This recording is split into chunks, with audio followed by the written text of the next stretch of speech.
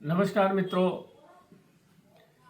जैसा कि अभी कुंभ चल रहा है, 144 साल बाद कुंभ का आह्वान हुआ है। इसमें बड़े बड़े साधु संत महात्मा, इसमें ऐसा बोला जाता है कुंभ में मैं जब ये उज्जैन में लगा था सिंहस्थ, तब साधु संतों की संगत में था, तो उन्होंने कुंभ का बड़ा विस्तृत विवरण बताया था। वो किताबों में तो मिलता नहीं, क्योंकि इस कुंभ में साधु संत जो आते हैं वो जो चीज़ें अपने साथ लाते हैं, उसके साथ साथ बहुत सारे देव और ऋषि भी स्नान करने आते हैं। तो मैं यहाँ आपको कुछ चीज़ें रखी हैं जो बता दें। मेरे बहुत सारे साधु संतों का आशीर्वाद है जो आए हैं, कुंभ में आए थे, तो मैं गया था। तो अब आखिरी बार शिवरात्रि पर जाऊंगा, तो वहाँ मैंने कुछ चीज़ें बनाई थी जो उनने आशीर्वाद दिया, जिससे बनाई और क्यों बनाई, कैसे बनाई, वो बता दूंगा आपको। एक एक चीज़ देख लीजिए। इस तरह से ताबीज़, कुछ चीज़ें वो लाए थे तो हिमालय की उन इसमें भरी, तो ये सब ताबीज़ रखे हुए हैं। करीब 100-150 ताबीज़ उनके हाथ से भरवा ली, क्योंकि संत का साथ बहुत मुश्किल से मिलता है। फिर कुछ पारद गुटिकाएँ भी वहीं बनाई, गंगा तट पर उनके कैंप में, उन्हीं के आशीर्वाद से ये बनी। ये छोटा गोरक्षनाथ यंत्र, ये धन लक्ष्मी के काम की चीज़ है मित्रों। इसको गले में धारण किया जाता है। अगर किसी प्रकार के धन लक्ष्मी की एकदम से रुकावट हो गई तो वो काम में आता है। और ये है पारद गुटका, जो राहु केतु शनि अकाल मृत्यु के लिए शिव शक्ति पार्वती गुटका है। मैं कई बार वीडियो इसके डाल चुका हूँ। ये बड़ा वाला गोरक्षनाथ यंत्र, इसको अपने तिजोरी में या भगवान के पास रखा जाता है। चांदी से मड़ा हुआ है ये 3 जगह से। और ये गुरु गोरक्षनाथ की दी हुई चीज़ है, जो सफ़ेद पलाद ब्रह्म वृक्ष होता है। गुरु गोरक्षनाथ भी ब्रह्म थे और भगवान शिव के सबसे प्रिय थे। उन्होंने कुछ गोपनीय बातें चीज़ें बताई थी। इस तरह से मैंने 50-60 ये बनवा लिए, क्योंकि वहाँ बड़े बड़े नाथ संप्रदाय के संत आते हैं, तो उनके हाथ से जो बनी चीज़ है वो अतिशय दिव्य होती है, उसमें प्रभाव भी बहुत होता है। तो इस तरह से दिखाने के लिए आपको रख दिया। ये सफ़ेद पलाश का पुष्प और डंडी है, ये मंगाते हैं वो, बिना ये मंगाए वो नहीं बना सकते। पहले वो देखते हैं सही है कि नहीं, जांच कर लेते हैं। फिर ये वहाँ की मिट्टी और बालू से बनी हुई गौरी है। इसके ऊपर ये गौरी, इसको सुपारी को गौरी मानते, सब लोग पूजा पाठ में रखते हैं। और एक वहाँ की मिट्टी और बालू लेके आइए, जो इस तरह से एक पिरामिड बनाइए, पिरामिड, और उस पर ये शिवलिंग, नर्मदेश्वर शिवलिंग स्थापित करें, जो वहाँ स्वतः मिले आपको, नर्मदेश्वर शिवलिंग। और ये है, ये मेरा जो गौरी शंकर रुद्राक्ष है, और ये गणेश रुद्राक्ष है। ये एक मुखी रुद्राक्ष है, दर्शन कर लीजिए, कहीं मिलेगा नहीं आपको एक मुखी रुद्राक्ष। और ये छोटे पके हुए गोरक्ष, ये भी किसी संत की दी हुई माला है, ये यहाँ रखी हुई है। अब करना क्या है, जो चीज़ें आपने यहाँ देखी,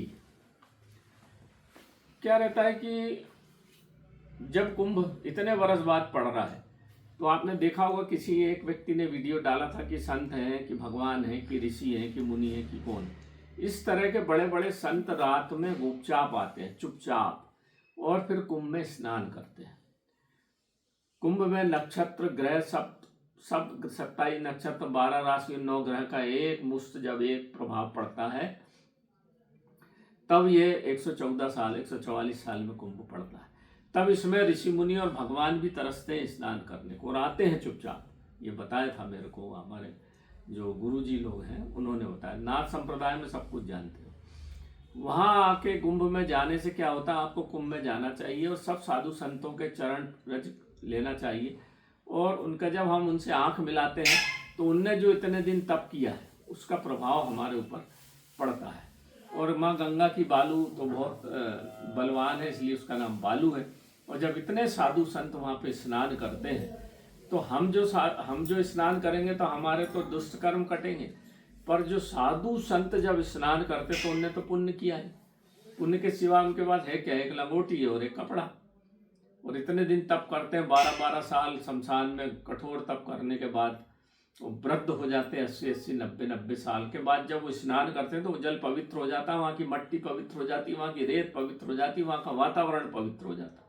इसलिए इतने करोड़ों लोग जाते हैं और उसका आशातीत लाभ उनको मिलता भी है। तो जब आप वहाँ जाते हैं, नहा लिया, आप उनने नहा लिया, इसके बाद आपने नहा लिया, तो वहाँ से मिट्टी उठा लाइए, मिट्टी और वो बालू। तो इस तरह से गौरी बनाना है आपको, उस पर सुपारी रखना है और इस तरह से एक पिरामिड शेप में ये बना लीजिए, मैंने बता दिया पास से आपको। और उस पर नर्मदेश्वर नर्मदा के किनारे आपके हाथ में जो भी अच्छे शिवलिंग आए, बने बनाए नहीं लेना, आपको नर्मदा में स्नान करना चाहिए। ऐसा बोलते हैं जब भी आप किसी बड़े तीर्थ पे स्नान करें उसके बाद ओमकारेश्वर में स्नान किए बिना वो तीर्थ का लाभ नहीं मिलता।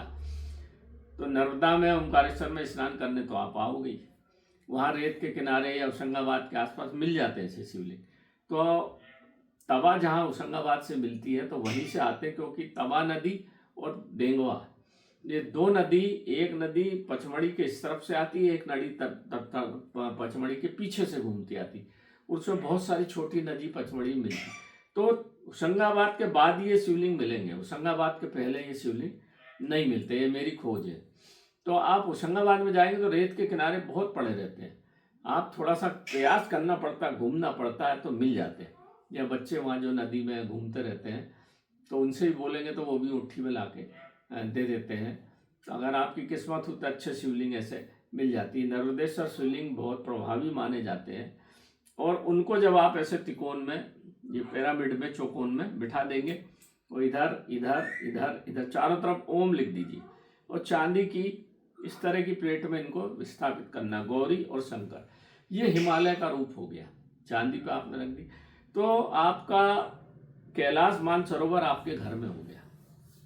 और जब आप में रुद्राक्ष की जो माला मिले वो रख दीजिए और जब आप इसकी पूजा करेंगे तो आपके घर में सुख शांति, जब भगवान शिव साथ में, पार्वती मैया साथ में है, इसका लाभ उठाइए। कुंभ में जाके स्नान करके आना नहीं है, वहाँ से कुछ चीज़ लाना है आपको, वो जरूरी है। आप एक लोटे में भर के ले आइए मिट्टी बालू और अपने घर परिवार को सबको छोटा छोटा बना के दे दिए, तो ये पुण्य का काम है, ये बहुत पुण्य का काम है। आप नहा के आ गए उससे कोई लाभ नहीं है, उसके इसका विस्तांत जो विवरण है पुराणों में है पर पूरा नहीं है। पूरा जो नाथ संप्रदाय के जो बाबा साधु वहाँ नहाते हैं ना, स्नान करते हैं, जोर जोर से चिल्लाते हैं, वो अपना आप देखिए वहाँ का चिमटा भी उसी में डुबोएंगे, वो अपनी जटाएं भी उसी में धोएंगे, वो अपने कड़े जो पहने अष्ट भैरव कड़ा वो भी सब धोएंगे।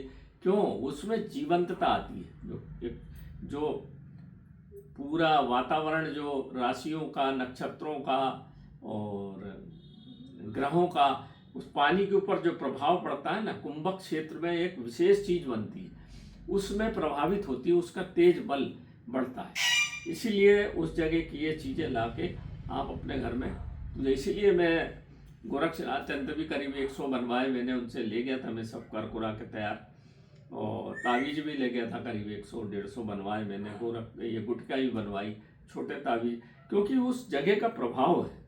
और जब साधु संत के हाथ लग जाते हैं और जब वो अपने हिसाब से पूजा पाठ करते हैं भगवान शिव की, सबसे करीब तो वही है शिव के, अपन तो है नहीं, वो शिव के करीब, अपन तो पारिवारिक आदमी।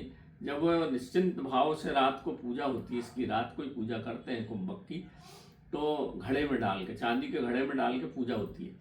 जब पूजा करते हैं विशेष, तो वो सबके लिए नहीं है, वो विशेष साधु संत जिनको आप कई वर्षों से आप उनकी तप कर रहे हो, तपस्या कर रहे हो, आप उनके जो सानिध्य में हो, आप पे कृपा हो गई तो फिर सब कुछ हो जाता है। इसलिए जितने भी राजनीतिज्ञ हैं, बड़े बड़े, छोटे तो छोड़ दो, बड़े बड़े सब उनके चरणों में पड़े रहते हैं। जितने IAS IPS सब उनके चरणों में पड़े रहते हैं, उनकी ही कृपा से उनका सब काम चलता है। और यही नहीं, कुंभ में आगे वहाँ पे ज्ञानगंज से भी, ज्ञानगंज आपने नाम सुना होगा, हिमालय पे साधु संत हैं बड़े बड़े, जो काया तो छोड़ दिए पर दिव्य स्वरूप में है, वो भी ज्ञानगंज से भी बड़े बड़े साधु संत आके स्नान करते हैं और इनकी सबकी सभा होती है, दिव्य सभा, वो किसी को नहीं दिखती। उसमें आगे का, पूरी दुनिया का आगे का भविष्य तय होता है कि आगे क्या करना है। तो इसलिए भारतीय संस्कृति को बोला जाता है कि पूरी दुनिया को राह दिखाने वाली संस्कृति है। जो ज्ञानगंज के लोग हैं वही तय करते हैं कि अमेरिका में क्या होगा और इंग्लैंड में क्या होगा, भविष्य में क्या होगा, कैसे अकाल पड़ेगा, उससे कैसे रुकेगा, कैसे महामारी रुकेगी। आपने देखिए कोविड में देख लिया होगा, सब देश परेशान हो गए, भारत देश में कोई ज़्यादा गांव खेड़ों में तो पता ही नहीं चलता था कि कोविड है कि नहीं, क्योंकि वो प्रकृति के बिल्कुल करीब थे। तो हम भारतवासी, हमारी भारतीय संस्कृति ऐसी कि हम प्रकृति, नदी पूजे, नाला पूजे, जानवर पूजे, सबकी तो हम पूजा करते हैं। तो सबकी जब हम पूजा करते हैं तो उसका दिव्य प्रभाव ये आपको कुंभ में दिखता है। कुंभ की एक एक इंच जमीन बाबा साधु महात्माओं के पैरों से रची बची रहती है, और पूरे उनके जो पुण्य रहते हैं, पुण्य प्रताप, पुण्य का प्रताप बहुत होता है, बहुत बड़ा प्रताप होता है। और ये आज मैं इसलिए वीडियो डाल रहा था कि मित्रों अभी बहुत समय है, पूरा फरवरी 25 तारीख तक पड़ा है, जनवरी भी अभी पड़ा हुआ है। तो आप जरूर वहाँ कुंभ में जाएं, तो खाली हाथ मत आना। आप लाए क्या कुंभ से? स्नान करके आ गए, आपसे किसी ने पूछा क्या लाए? कुछ नहीं, गए नहाए और आ गए? नहीं, आप वहाँ रुकिए, सब साधु संतों का मेला घूमिए, देखिए, उनके चरण स्पर्श करिए, चरण बंदन करिए, भगा दे। उनकी गाली भी पुण्य होती। मैंने उज्जैन में देखा, तलवार ले लेकर दौड़ते हो, पर उससे घबराने की जरूरत नहीं, करते कुछ नहीं हो। आप बढ़िया उनके जहाँ आपने चरण स्पर्श किए शांत हो जाते हैं। और फिर जब स्नान करके इन सब चीज़ों को लोटा ले जाइए, तांबे का, उसमें मिट्टी और बालू भर के ले आइए। आप उनके पैरों के पास की नीचे की बालू अच्छा भर लीजिए और ले आइए, और घर में आके इस तरह के बना के आप रखिए। तो आपके घर में आपके बच्चे, पूर्वज जब भी कहीं विशेष काम से जाएं तो भगवान शिव का आशीर्वाद लिया, साक्षात शिव है, तो फिर आपके घर में जादू टोना आजारी बीमारी इस तरह के सब उपद्रव शांत होते हैं, और भगवान शिव की जहाँ कृपा बनी रहती है वहाँ फिर सब कुछ धन धान्य, सब कुछ सुख शांति आती है। मैं ये नहीं कहूँगा कि बहुत बड़े करोड़पति बन जाओगे आप, पर सुख शांति बढ़िया आपके घर में आएगी। यही प्रभाव इस गोरक्षनाथ यंत्र का रहता है। जब ये इसको पानी में डाल के, कोई बीमार है, नहीं ठीक हो रहा है, पानी में डालिए, उसको पानी पिला दीजिए, उसको पानी छिड़क दीजिए, उससे नहला दीजिए। इतनी ताकत होती है इस सफ़ेद पलाश की लकड़ी में। ब्रह्म वृक्ष, साक्षात ब्रह्म वृक्ष है।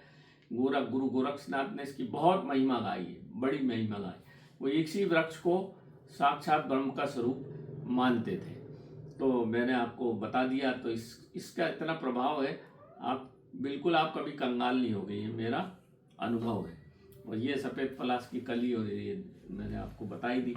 तो नमस्कार मित्रों, ये छोटा सा मैंने वीडियो डाला आप लोगों के लिए। इसको देखिए, सब्सक्राइब करिए और इसको सबको भेजिए, पूरे भारत में भेजिए, ताकि जो कुंभ में जा रहे हैं वो इसका लाभ उठा सके। और जब वो मिट्टी ला के अपने घर में पूजा करेंगे, आप भी करिए, तो आपको भी उसके पुण्य का प्रताप मिलेगा।